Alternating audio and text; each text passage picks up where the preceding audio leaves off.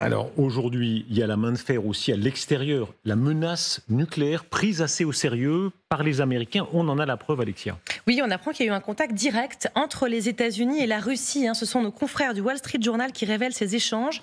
Plusieurs responsables américains ont indiqué que l'un des canaux impliquait le conseiller de Biden en matière de sécurité nationale, Jake Sullivan, et Yuri Ushakov, un conseiller en politique étrangère du président russe Vladimir Poutine. Les deux responsables se sont entretenus à plusieurs reprises depuis l'invasion de l'Ukraine par la Russie, lorsque l'administration a cherché à mettre en garde Moscou contre l'utilisation d'armes nucléaires ou d'autres armes de destruction massive. Washington tenterait également d'engager des discussions avec les alliés de Moscou, l'Inde et la Chine. Pourquoi ? Eh bien parce que les renseignements occidentaux attestent que la Russie cherche à développer une arme nucléaire qui pourrait être lancée dans l'espace et utilisée pour cibler des satellites. Une arme qui entraînerait des perturbations sans précédent des communications et par ricochet évidemment de l'économie mondiale. Vladimir Poutine de son côté dément fermement toute intention et se présente même en bon élève. On l'écoute.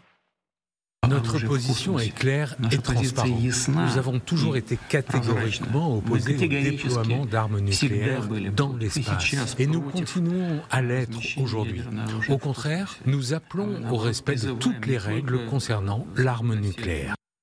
La Russie voit ici simplement une manœuvre américaine, c'est souvent l'argument avancé. Le vice-ministre des Affaires étrangères de la Russie explique que cela s'inscrit dans la tendance de ces 10 dernières années où les Américains se livrent à des inventions malveillantes et nous attribuent, donc nous les Russes, toutes sortes d'actions ou d'intentions qui ne leur conviennent pas. Alors, Poutine nie et en même temps il montre les muscles pour tout le reste, dont le nucléaire. Oui, c'est pas très cohérent, vous avez raison. En fait, la société, elle se militarise sur le plan économique et industriel, on en parle souvent ici, et elle se modernise. C'est en tout cas ce que laisse entendre le Kremlin. On a pu voir Vladimir Poutine, regardez, cette semaine, en tenue de pilote, effectuer un vol à bord d'un bombardier. Ça, c'était jeudi dernier, la veille de la journée des défenseurs. Poutine qui montre les muscles et qui évoque les ressources toujours plus modernes de son armée. Écoutez.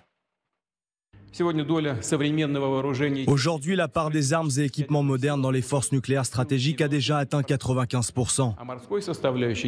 Et la composante navale de la triade nucléaire est proche de 100%.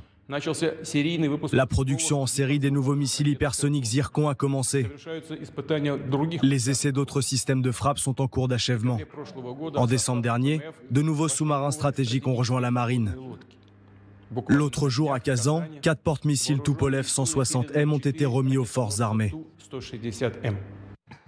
Michel Goya, dans cette démonstration, dans la manière de l'amener de lui-même, souvent Poutine dit ce sont les Occidentaux qui parlent de nucléaire, pas moi. On a la preuve que ça n'est pas vrai. Oui, alors, bien sûr. Alors d'abord, oui, il y a ce qu'il vient de décrire, donc c'est une modernisation de l'arsenal nucléaire russe, beaucoup plus d'ailleurs que de nouveaux systèmes. Quand il parle des TU-160, les Tupolev 160, les bombardiers, ça date d'une certaine époque, mais c'est de la modernisation. Bon, maintenant... Je veux dire, nous aussi, on modernise, on va changer nos sous-marins nucléaires, toutes les puissances nucléaires le font. On n'a jamais entendu des déclarations de ce genre du président de la République, faisant une sorte de catalogue de ce qui est tellement menaçant. Au contraire, on reste plutôt discret. Là, il y a l'utilisation du nucléaire à des fins déclaratoires, des fins de stratégie déclaratoire, très clairement, depuis très longtemps. Mais en soi, il n'y a pas grand-chose de nouveau, et en dehors des déclarations, en réalité, sur le terrain, il n'y a pas... Est-ce qu'il modernise plus que nous ? Juste, vous dites qu'il n'y a pas grand-chose de nouveau, mais je suis quand même frappé de voir... Parce que vous disiez, la France modernise également. Oui, donc, est-ce qu'il s'agit juste de la communication, ou est-ce que vraiment il y a une modernisation qui est plus appuyée en Russie qu'en France ? Non, mais écoutez, la France, on est passé de 3 milliards, à peu près 3,5 milliards d'euros chaque année consacrés à notre force nucléaire. Actuellement, on est passé en quelques années à 6 à 7 milliards, par exemple.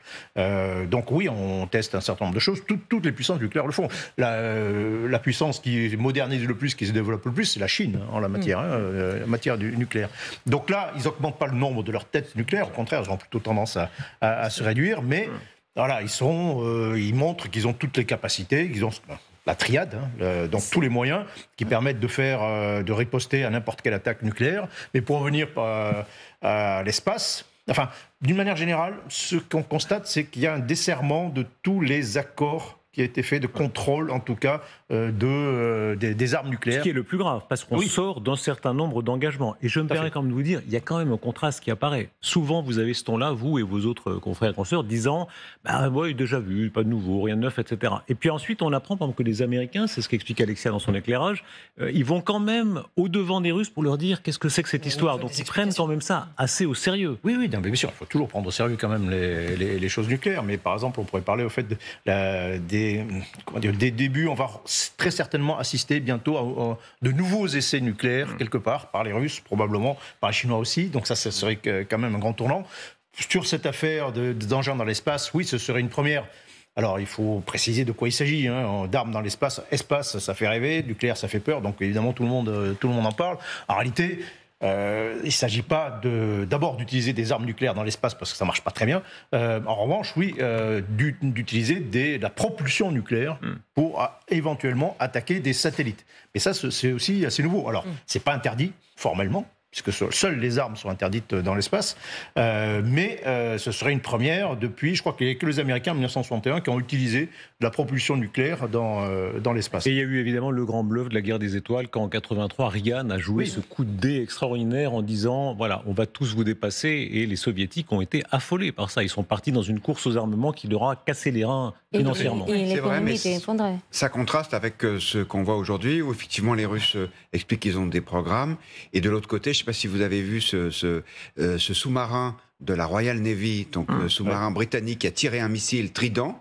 Alors, un missile nucléaire, alors évidemment, il n'y avait pas de... Ça se passait au large de la Floride, donc il n'y avait pas d'arme atomique dedans, mais le missile a explosé après être sorti du sous-marin. Donc, de toute évidence...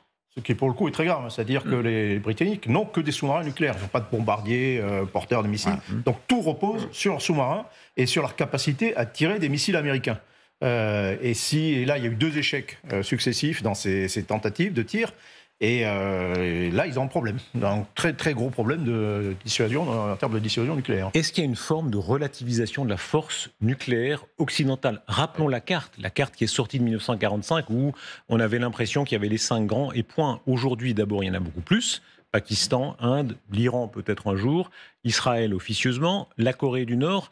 On a l'impression qu'on est déjà, et vous disiez à l'instant, la Chine va plus vite que nous, en tout cas proportionnellement. C'est certainement la puissance qui se développe le plus vite, qui développe le plus vite son arsenal nucléaire. On aurait pu ajouter l'Afrique du Sud, qui elle est le seul pays à avoir renoncé à l'arme nucléaire, qui en disposait et qui les a détruites, en dehors évidemment de l'Ukraine, du Kazakhstan et de la Biélorussie. Est-ce que ça fait partie du calcul de Vladimir Poutine de dire aux Occidentaux, vous voyez, voilà, votre puissance, vous dominiez le monde aussi par le nucléaire, et petit à petit cette domination juste un mot, c'est-à-dire cette guerre en Ukraine est une immense publicité pour l'arme nucléaire. Soit vous la possédez comme la Russie et finalement ça bloque beaucoup d'initiatives contre vous, soit vous ne la possédez plus comme l'Ukraine et vous êtes envahi. Donc voilà, vu de l'extérieur, plein de pays qui se disent tiens, c'est quand même mieux de l'avoir. Oui, effectivement, je crois que Vladimir Poutine, un des piliers de sa popularité en Russie, c'est ça, c'est de dire, de toujours manier cette arme rhétoriquement nucléaire pour dire, voyez, c'est une des raisons pour lesquelles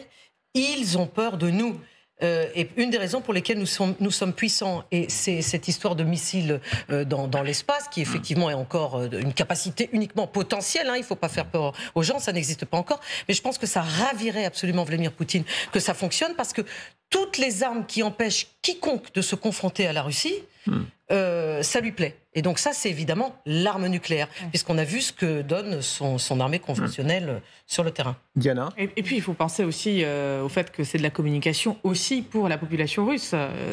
L'idée est de dire, nous sommes redevenus une très grande puissance, que nous avons cessé d'être, et on sait, pour le Kremlin, pour Vladimir Poutine, c'est une grande blessure, la chute de l'URSS. Donc, tout ce qui vise à restaurer une puissance, alors réelle ou illusoire, qui correspond à celle d'avant 91, c'est toujours cela de gagner. Donc c'est aussi une façon de maintenir la Russie dans le regard des Russes. Faire peur, la jubilation des Russes. Mais c'est donc il y a la puissance de l'armée, il y a la puissance de Poutine, parce que pardon, mais quand on voit dans son bombardier, là, moi ça me fait penser aux images de Poutine judoka, Poutine qui joue au hockey. Enfin, je ne sais pas ce que vous en pensez, Anne, mais on est à quelques semaines quand même de l'élection. Oui, mais comme vous l'avez dit tout à l'heure, il y a aussi cette puissance personnelle, presque. Oui, tout à fait. mais Alexia, comme vous l'avez dit tout à l'heure, il est monté dans ce bombardier à la veille de ce jour férié qui a changé de nom, mais qui est le jour du défenseur de la patrie. Oui. Et c'est le 23 février. Et moi, je pense, enfin, ce n'est pas du tout un scoop que je vais vous donner, ça a été prouvé que une des raisons sans doute pour lesquelles Vladimir Poutine, il y a 2 ans, a décidé d'envahir le 24, c'est parce que c'est le lendemain du 23, pour que justement, à l'avenir, le 23 février soit lié toujours à cette invasion de l'Ukraine, de cette volonté de puissance du Kremlin. Le facteur de la peur, Medvedev qui est utilisé toujours un peu comme l'aboyeur. On voit bien que le régime l'utilise comme ça. Il y a toujours la version un peu plus policée et encore de Poutine. Ça, c'est toujours Vladimir Poutine, c'est toujours le beau rôle. C'est comme dans les commissariats de police, de bonne police, le bon et le méchant. Voilà. Le rôle du méchant, c'est toujours Medvedev depuis un certain nombre d'années. Il s'y prête volontiers. Écoutez ou lisez plutôt exactement ce qu'il dit dans ce registre-là. On va l'entendre même. Aussi triste que cela puisse paraître, ce scénario de guerre nucléaire est réel. Ce scénario est réel. Nous devons tout faire pour qu'il ne se produise pas. Mais il y a cette horloge qui sonne dans une certaine direction qui a accéléré. Je vois aussi l'incapacité, excusez-moi, l'impuissance de ces puissances occidentales. Ils ne font que répéter la même chose. Non, ce sont les Russes qui nous font peur. Ils ne le feront jamais. Ils se trompent.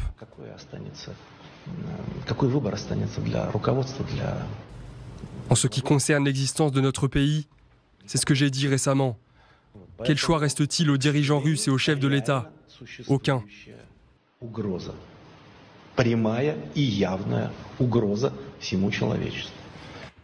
Voilà, le désir de faire peur. Et ce sondage que citait sur ce plateau Marc Semo il y a quelques jours disant « Les Russes, quand on leur demande est-ce que vous préférez être aimé ou craint dans le monde », ils répondent en majorité « craint ». En réalité, le désir, la jubilation d'être craint, si on est puissant, on est craint. Sinon, c'est mauvais signe. Mais oui, c'est dans leur caractère, parce que dans leur esprit, c'est soit tu es Khan, tu gouvernes, soit tu es soumise et tu es rien. Et tu préfères toujours être chef. Mais je voudrais dire aussi que ce discours de Poutine et Medvedev, qui a pauvre l'air très fatigué, peut-être il est fatigué de mentir tout le temps et être tout le temps dessous, mais c'est fait après, souvenez-nous, la semaine dernière, Zelensky a signé les accords importants avec l'Allemagne, avec la France. Il continue de signer certaines victoires diplomatiques de l'Ukraine. Donc, il fallait rappeler que la Russie existe et qu'il veille sur ces accords. Donc, chaque fois quand il y a un avancement de l'Ukraine, soit sur le front diplomatique, il y a toujours les menaces nucléaires qui viennent avec. C'est devenu presque cérémonie déjà russe habituelle.